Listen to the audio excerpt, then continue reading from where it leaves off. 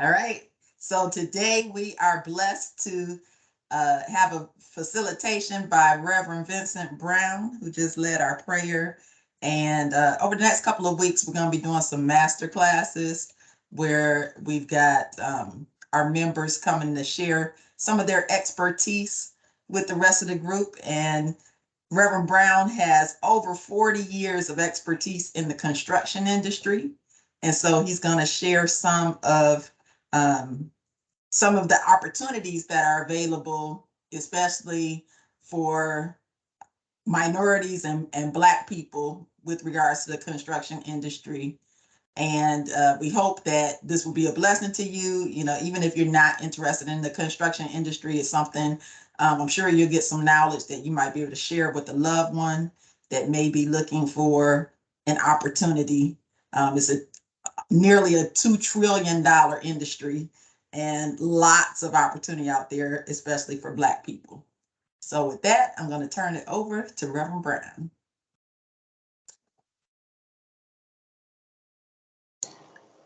Good morning. Good morning. Good morning.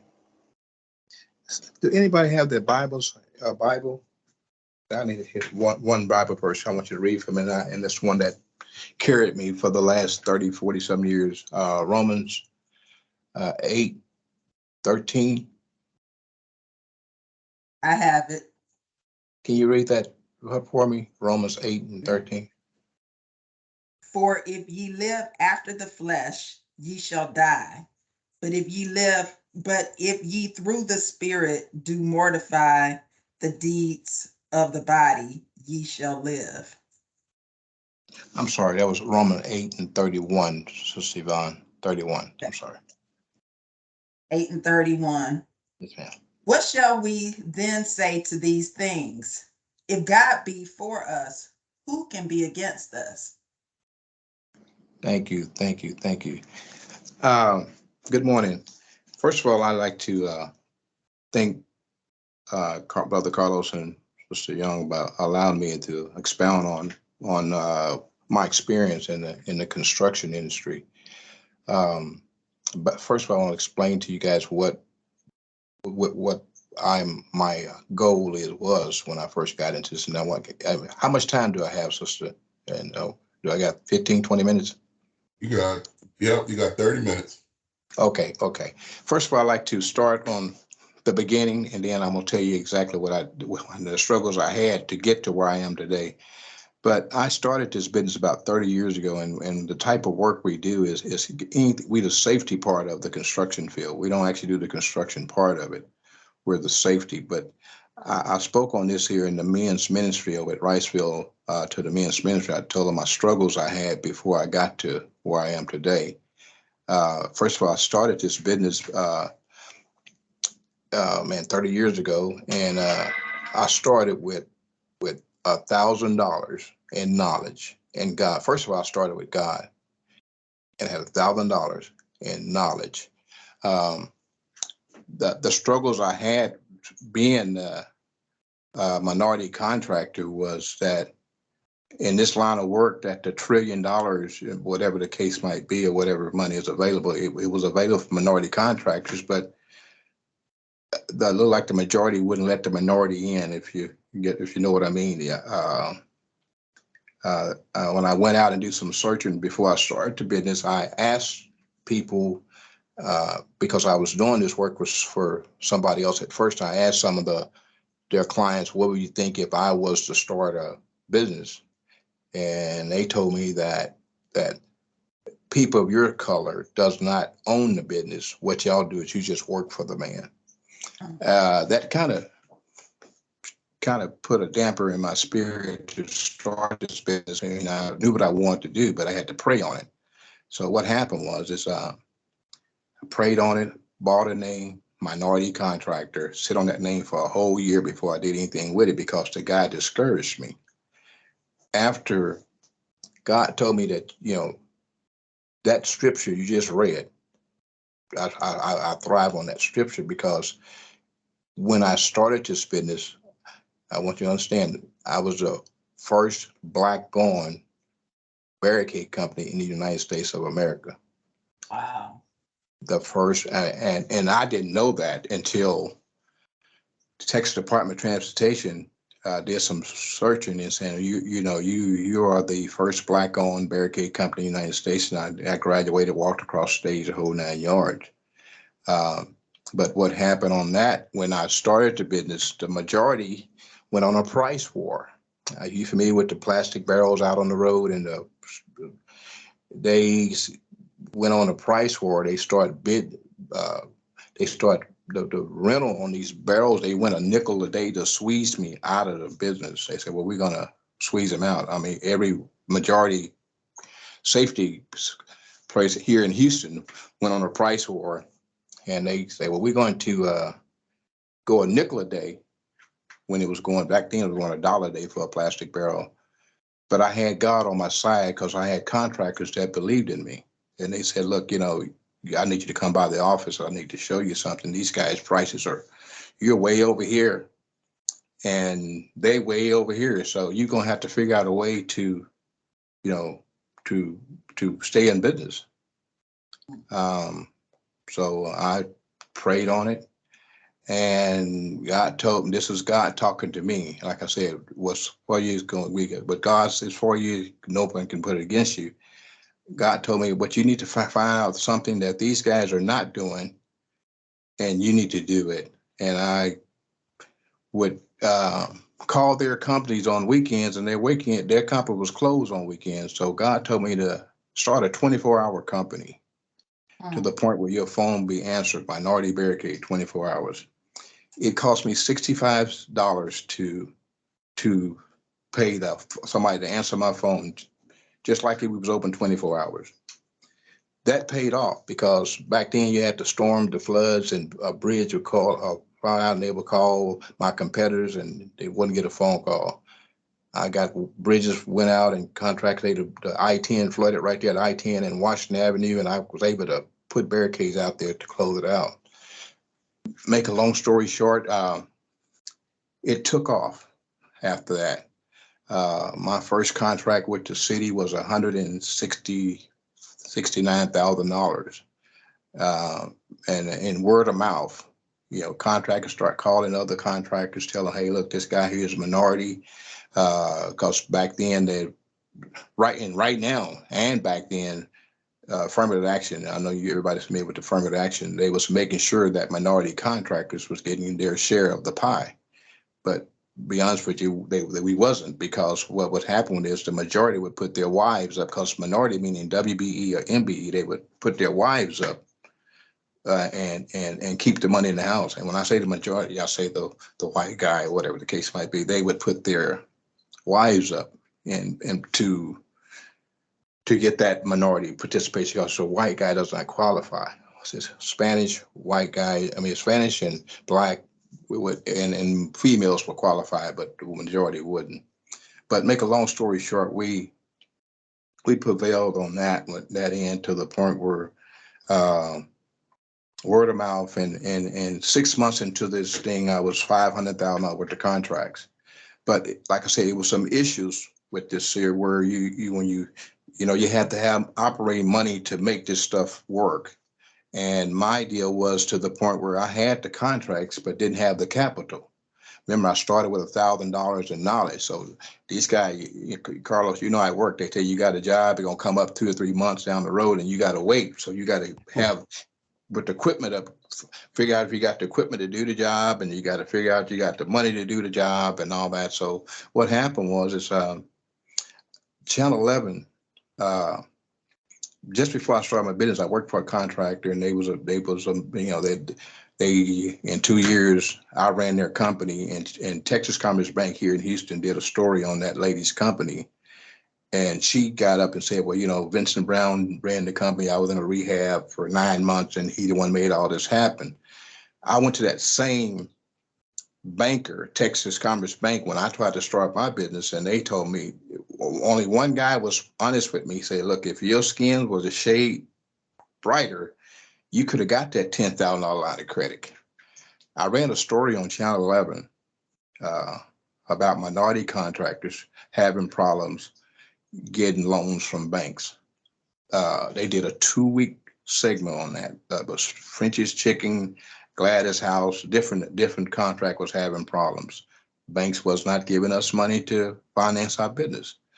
First, the black-owned bank in Third Ward, Unity Bank, was the bank that actually sit in and helped me out on this. But it opened up doors for a lot of other people. It opened up doors for a lot of other people after they figured out what's going on. But after that, I didn't look back. But business took off to the point where in 3 years, I had $10 million worth of work. And that was a blessing within itself, because we grew so big to the point where we had to create another different company to handle the equity of because we was doing parking lots and major striping. And then when I explained to you about our business, we furnished, I don't know if you guys are familiar with the green signs on the freeway, tell you to take this, the big green sign, hang signs and the stop signs and all that. That's the kind of stuff we was doing. We started 2 different companies, which was minority barricade, equipment sales and rental, and two-way barricading. And that was a flagging part of it. So we got 2 different companies running here, running 100 miles an hour. My brother was running one and I was running the one. But like I said, yeah, it was obstacles and that was going on with the business. It was still even though you got the money, more problems. I stressed that to you. But what happened is the business took out to the point where I started to venture out and recruit different other people to join on the bandwagon, because the money was there, but a lot of our people didn't know it was there. So I started venturing out and letting people know about the money. The city of Houston put me on the advisory board for almost 4 years. When people get certified with the city, they would send them to me and I would walk them through, whether it be landscaping, whether it be concrete work, whatever the case might be. So I became a full-time consultant, more than my own, but like I said, and then in 2004 and 2003, I lost my business partner, which is my brother. And when I lost him, it just to the point where I just couldn't get it right. I was going through a lot. I lost my father, mother, brother, and I regrouped and decided to venture out and take the company itself and not be an owner, to be a consultant for my company. So I stepped down as an owner and became a consultant. I turned the company over to 2 different guys. Say, look, all I want is to draw a paycheck, because I really don't want to be an owner. I'm not happy because my business partner. And that worked out real great. And it's been working out real good. But God, God had something for me. Say, look, you just can't stop there, man. So what I've been doing now, I came back in 2007, and since 2007, what I've been doing is recruiting minority-owned businesses. And when I say recruit, I don't just get you certified and sit you on a shelf. What I do is I get you certified and introduce you to the people that's going to do business with you. Most of the contractors here in Houston know that that's what I do for a living. So when they pick up a job, I need a WBE, Vince, you know anybody. I need an MBE, you know somebody. But that's paying off, and we got people that's under the, working with me on something. As a matter of fact, me and Brother Carlos is working on some stuff. But I had to figure out what my purpose was. My purpose was the reason I went through all this, because, this was my testimony to let somebody know that if you're trying to start a business today, it's there. All you got to do is find out what your purpose or what you want to do. So Sivan mentioned about the $2 trillion. That's a true fact. They're going to spend $2 trillion. And I already know how that money is going to be broke down. New York, California, and Texas going to get the bulk of that money. But that's down the road. They got stuff going on here today in Houston. I think it's $800 million worth of work that goes on every year with City of Houston. TxDOT has so many billions of dollars maintenance every year. But that's what I do for a living. I'm a consultant now, pretty much. I still have one company, Rural Traffic. I'm just behind the scene on that one. And And then I'm behind the scene on my son's company, and he started his business in the middle of COVID, and his business took off, and he just kind of fell off the wagon a little bit, but I'm hoping he can get it back running. But that's what I do for a living now. But if we furnish safety equipment, uh, and when I say safety equipment, and people that have, you got business ideas, it's not only just the equipment. You got other stuff that you can do. If you got somebody in the trucking business, you got somebody in the concrete business, landscaping business. I recruit all those kind of people. I'm working with RB landscaping, Mix Mac trucking.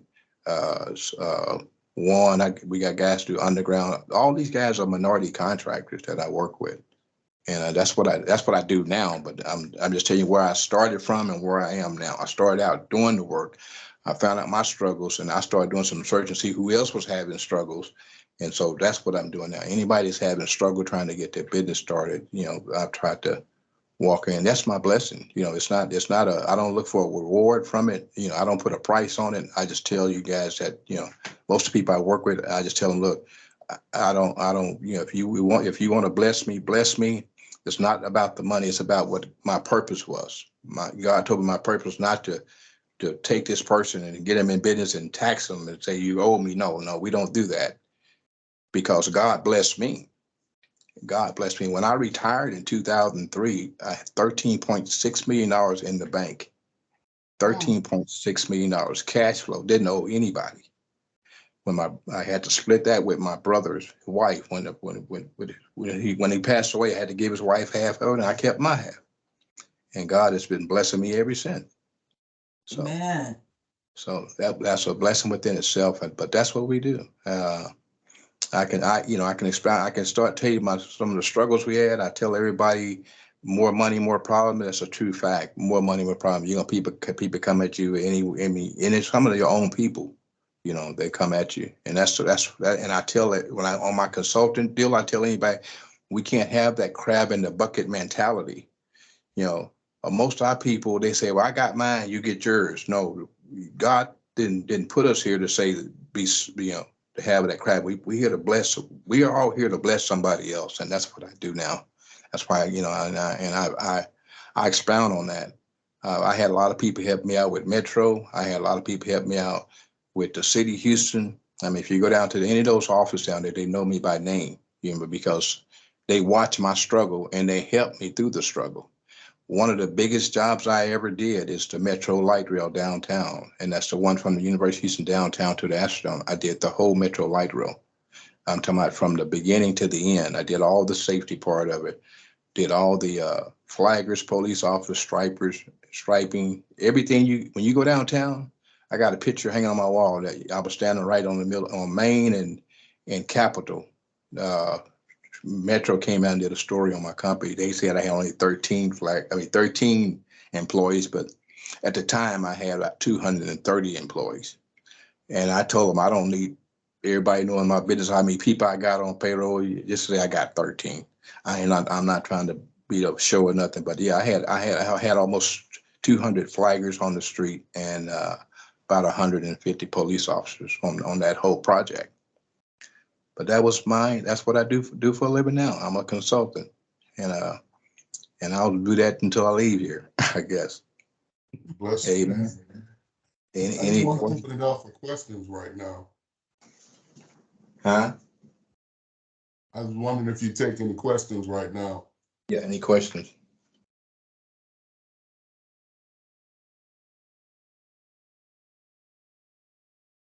Any questions?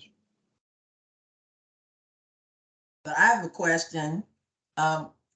If somebody didn't have any experience in the construction industry, and after hearing your testimony, they decided they wanted to take a stab at it and get their foot in the door, what advice would you give them as the first steps to entering into the business? And I'm glad you asked that question, because a lot of people that I brought aboard on my consulting, some of them that came, they don't really have a clue exactly they know what they want to do, but they never done it before. Prime example, we do a lot of work with textile, and I know you probably look at the textile bit, and they have $300,000 just to cut trees down. That's in 3 months. They gave you $300,000. So I've had people come and say, look, I don't know anything about the business, but I want to get into it. So what I usually do is I piggyback them with somebody that actually is already in there doing it. And I have them go in and work with them side by side, and until they graduate, until they learn the system. So basically it's to the point where a lot of the people that I work with, I don't just, if they got some ideas, because I want everybody to remember, it's not a lot of people, it's not enough minority contractors out there. So the more people I can recruit, and we can just split the wealth, they can just split the wealth, the more people. So you gotta, what I'm saying? Like, we got people in the trucking business. I don't have a truck, but I want to get in the trucking business. I bring guys in, they got the trucking, and they'll help this guy out in the trucking until he get on his feet. You see what I'm saying? So that's what I usually do when people that don't have a clue what's going on with the business. But it's not just construction. It's civil, you might have a lot of people that want to pull permits, lane closure permits. So you got people that engineers that want to draw traffic control plans. You got inspectors that they hire as a minority on one project, might be a 2-year project, and they'll hire this inspector firm to run that job. You see what I'm saying? In other words, make sure all the contractors in compliance, the sub in compliance. It's not just actually physically work. It's inspecting too. So yeah, it's everything. It's a part. You can play a part in anything on these jobs. It's not actually. It's necessarily just just not the safety guy. You can be a inspector. You can be the they got a safety program that they require the contractor to have. You can do their safety program. They'll pay you to do the safety program. It might not be a great deal out of money. It might be $100,000 for one job, but you stack $100,000 6 times on 6 jobs, $600,000 in a year. You see what I'm saying? Yeah. Talk about. Well, I want to open it up for other questions before I ask one. This Brother Hunt. Brother Brown. Yes, sir. Yes, sir. And I just want to thank you and applaud you for your work. And I want to thank you and applaud you for that blessing that God has blessed you with. Thank you, sir. Because I know it's something that's not easy. And it's something that's necessary. And sometimes God don't give us easy, but he always gives us necessary. All right. So, for instance, Houston, in the streets of Houston, and during the hard rains, when it floods and stuff like that, and I know the drainage and stuff gets backed up,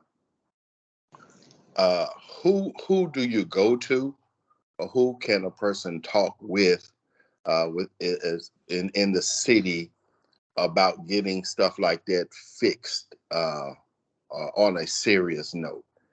Because we've been having flooding in Houston for quite some time, and if they are fixing it, it seems like it's taking them a while to get it done. So who do you pinpoint to talk about getting stuff like that done? Well, first of all, you go to you got councilmen in different areas. You go to them first. But if you've been paying it, they fix to spend $750 billion in drainage starting first of the year. They're working on it. They backlogged. They're so backlogged right now. They're gonna spend $750 billion. And I want to share that with you, which is good, because that $750 billion, they got to give us 35% of that before they can move forward on any of that work. They got to give us 35% of that. I mean, broke right down the middle, 17% of WBE and 18% of MBE. But yeah, they're working on it. But you got to, what I usually do is go to your council member of that area, wherever the area might be, and they will address it. Most time they will address it, you know. So. Oh, thank you, sir.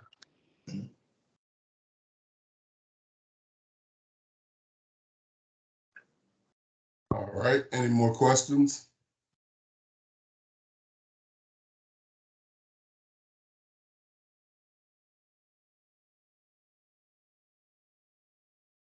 Mr. Brown, I was wondering if you could break down let's get into the nuts and bolts of construction a little bit. Can you break down the difference between like a prime, a sub, a general contractor, a worker? You have all these different terms maybe people don't know. Yeah, like prime example on your City Houston projects, usually it starts with the prime. The prime is the one that get the bulk of the pie. I'm gonna use some numbers. Like if the prime might start with a job, it might be $10 million. Okay, the prime is the one that bids the job. Now, me being a sub, I got to give him my part, which is whatever services I render to him, which is maybe the safety part of it, maybe the striping part of it. And then you have people that come under us that we bring them in to actually implement the work. But the prime is the one that actually pays you, it's not the city. That's on the City of Houston scale. On the metro scale, you can bid it as a prime, or you can bid it as a sub. But one thing about metro, before you bid the job, you got to have all you got to turn in your MBE and WBE with the bid. The City of Houston give you 10 to 15 days to qualify after you get the job. TxDOT is a maintenance deal where you're prime.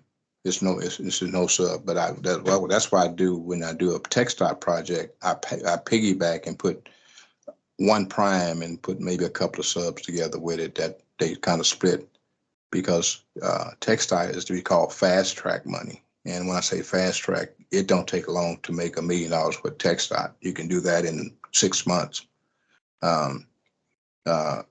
Versus the City of Houston, we talking numbers, $10 million, but if you're going to $10 million, it might take him 2 years to get that $10 million.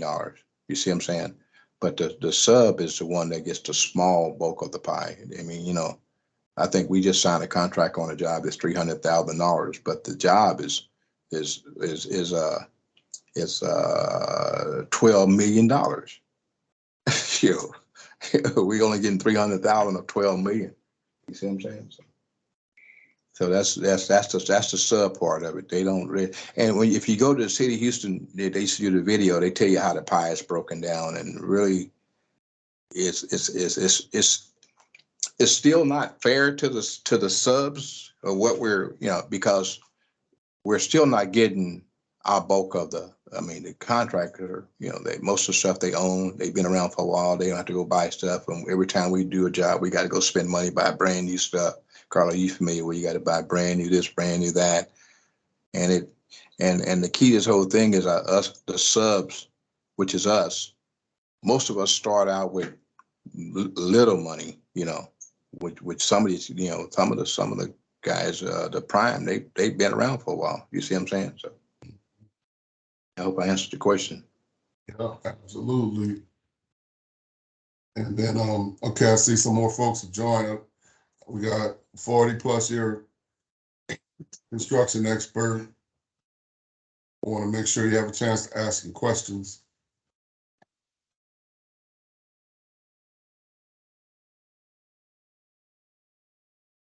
I have another question. Are there any educational requirements needed to enter the construction industry? Yvonne, you can come out of the prison system and get into this construction business. I mean, you get in, they're not gonna do no background check or nothing. I got guys that's on. Got one guy right now, CNC. He always stayed into trouble. This guy here does, I'm gonna say right now, he does maybe about 5 million a year. And I know he didn't graduate from high school. Wow. You see what I'm saying? But he jumped on the bandwagon. He was consistent. You see what I'm saying? So yeah, he's got a lot of stuff going on. He does crash trucks. Young brother. He's a brother now. Young brother, probably about maybe 48, 49, maybe not even 50. Wow. That's awesome. So it sounds like this whole industry could be a great opportunity for those that don't want to follow the traditional track of going to college or, Right. it's an opportunity for young people to make a great deal of money very early on. If they're looking for, something alternative other than the typical college track to follow. Right. Well, the thing is, the money, the money is there, and you don't have to you got to be educated to do this type of work. A lot of the stuff is on the job training. I got some success stories from people that you guys want to meet. These guys here. I got one guy. He's from I think it's from not Nigeria. He's from Jamaica, Deviton. I don't know if I mentioned Deviton to you, Carlos, but Deviton, he's a guy. I met Deviton. I met Deviton, man. Yeah. He works 6 months. He works 6 months out of a year. And he just picked up a job with TechStot, and that's a prime. In 1 year, he's going to replace $700,000 worth of signs. And $700,000 worth of signs he's going to replace. What they're doing is, the signs are fading out on these highways, and all he's going to do is the brackets are there. All he's going to do is get them made and go and install them. Now, that's 1 year, $700,000. Wow. So that's the kind of, and I stress that a lot of people don't know that. And if you still start asking, you will know a lot of people don't know that all that money is available, but it's there. The Smiths are doing bidding. You see them on the bid. They doing some to bid some textile stuff right now, I believe.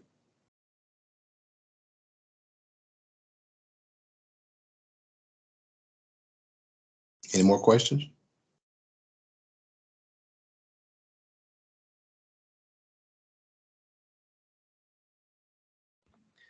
Hello, Talk about Carlos and go Yvonne. ahead. Good, Jamal. Yeah.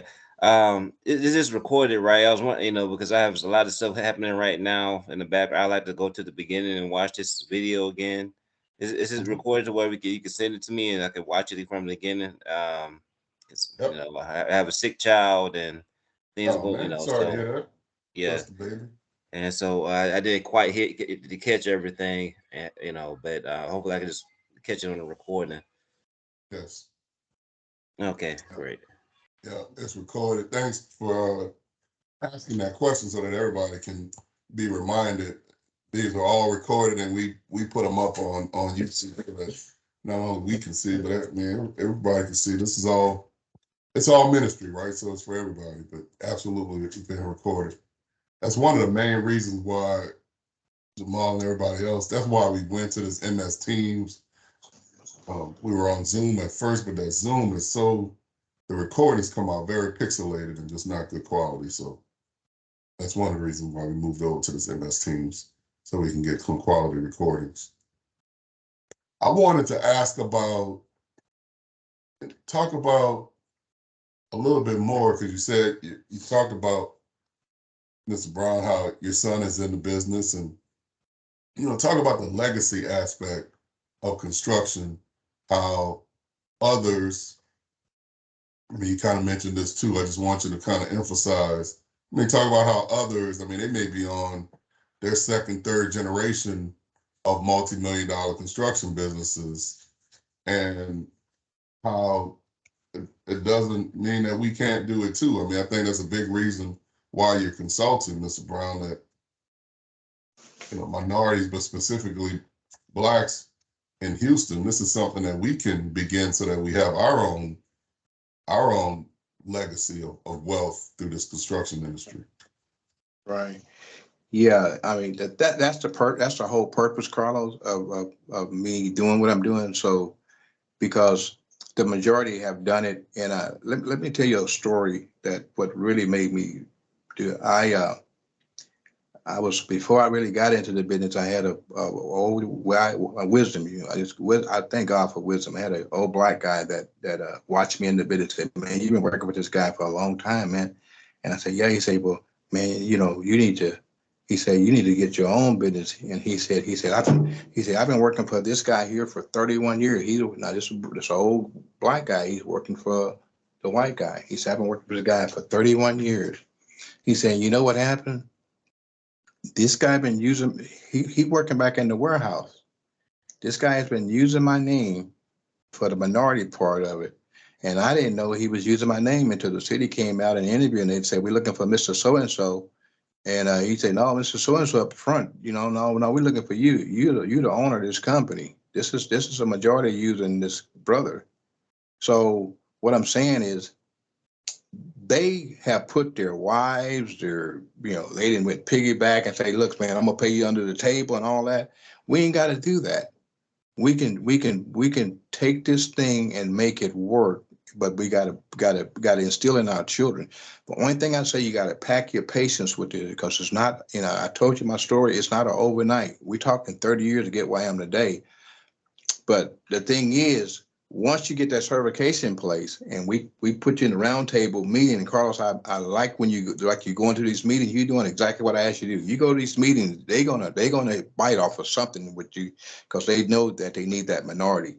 So I tell them that, and I tell my son that. I tell anybody that the legacy is supposed to be carried on, because that's what they're doing. I mean, everybody that's minority in this business, where everybody's doing the type of work we're doing, they all inherit money from their parents. Stripes and Stops inherit money from his parents.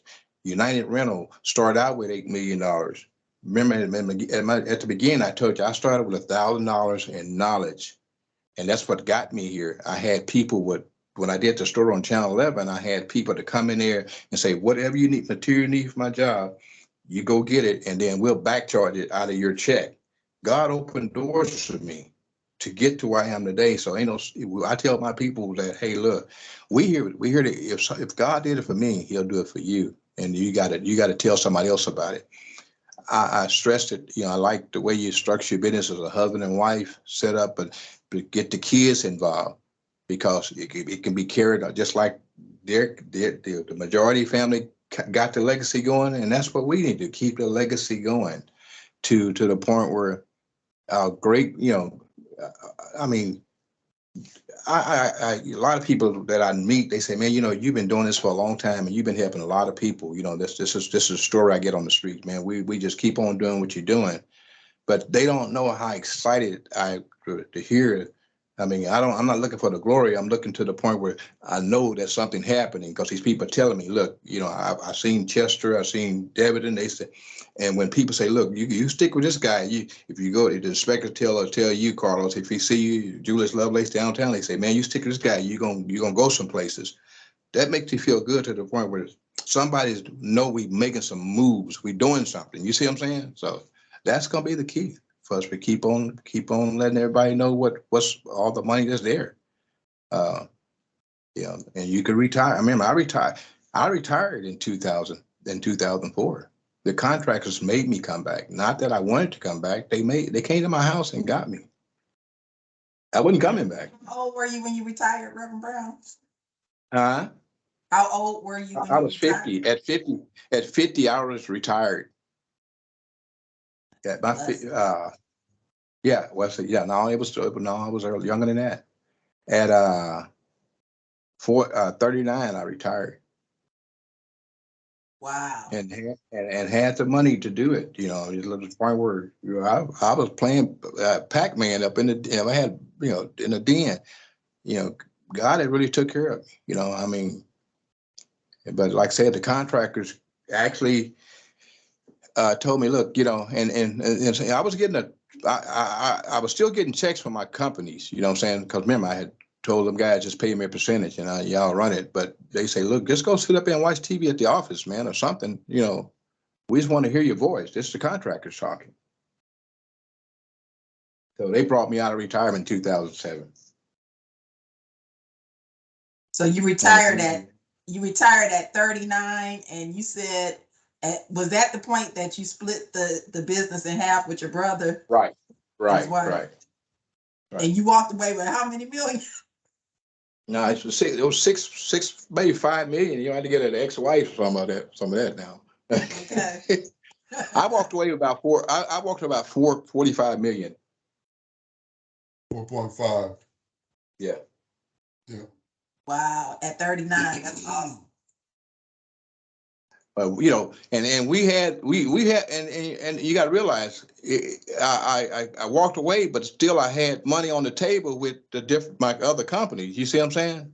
Yeah. I mean, I was still in bed with Royal Traffic, and then we had the traffic. You had I split it up. I did the traffic control on one end and the flaggers on the other end, but we ended up doing the flaggers all in one house because one guy didn't manage the company right. I had to come back out of retirement to fix it, you know. So I came back out of retirement to fix it. So we're doing everything in-house, one house now, Royal Traffic. And I'm no owner. I'm just there, you know. I mean, and you know, I just kind of his consultant, and he listens to me. You know what I'm saying? He blowing and go. Yeah, he haven't looked back, you know. But I'm gonna have to eventually I'm gonna have to retire again, you know. But yeah.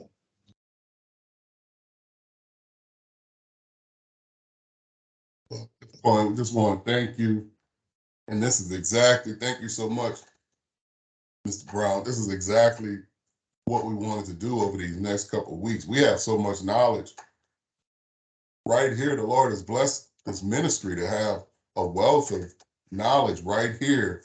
And I heard you, Brother Jamal. Yeah, we're definitely taping this. This is recorded so that we can go back and look at these and then we can learn. And knowing Brother Brown, let me just ask it. I know you're going to say yes, but if anybody wanted to get in touch with you in the future to learn more, you know, maybe they want to start a business, maybe they just want to know more, is it okay for them to get in contact with you? Oh yeah, man. It's to the point where, you know, I'm looking at that $1.3 trillion they talk about they gonna spend. I quicker the better.